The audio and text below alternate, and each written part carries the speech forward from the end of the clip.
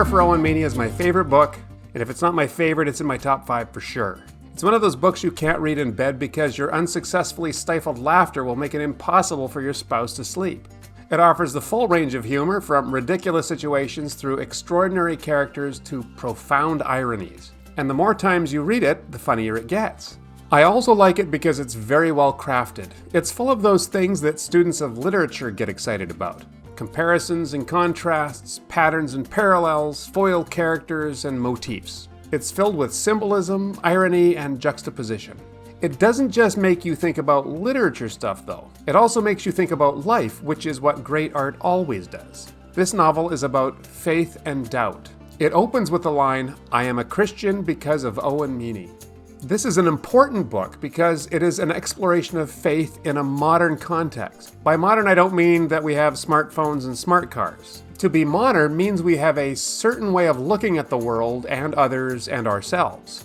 If you want a bit of a primer on modernism, I've made a few videos about it. You might start here. The novel doesn't just reveal the difficulty of faith in the modern world, but the nature of that faith in our culture. The influence of modernism can easily produce an anemic faith. The reason for this is, in essence, that modernism separates the ordinary life from the things of God. Many modern people dismiss the God stuff altogether, but believers keep the category open. In this framework, it's hard to think of God as a meaningful part of our whole life. He's just there in the religious activities that we do now and then. We have belief, but we are a little weak on incarnation and the holy presence. As you read the novel, you will see this anemic faith being held by the adult narrator of the story. All this sounds rather serious, and it is. But don't forget that this book is one of the funniest and most entertaining that I've ever read. If you don't have the book, I invite you to go get yourself a copy of A Prayer for Owen Meany. After you read each of the 9 chapters, pop over here and watch the video about that chapter.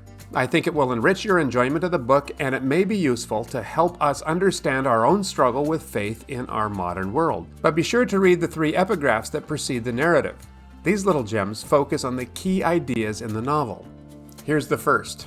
Have no anxiety about anything, but in everything, by prayer and supplication, with thanksgiving, let your requests be made known to God. This first epigraph emphasizes the nearness of God.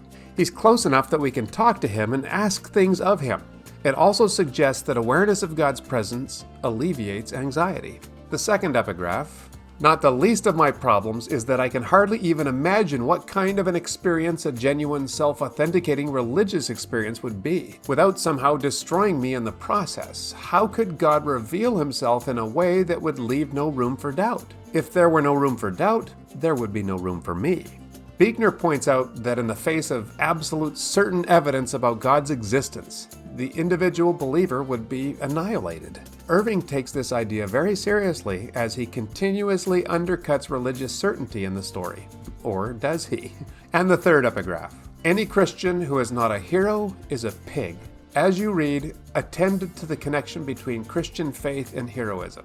The next post is about Chapter 1, The Foul Ball. Thank you, and we will see you there.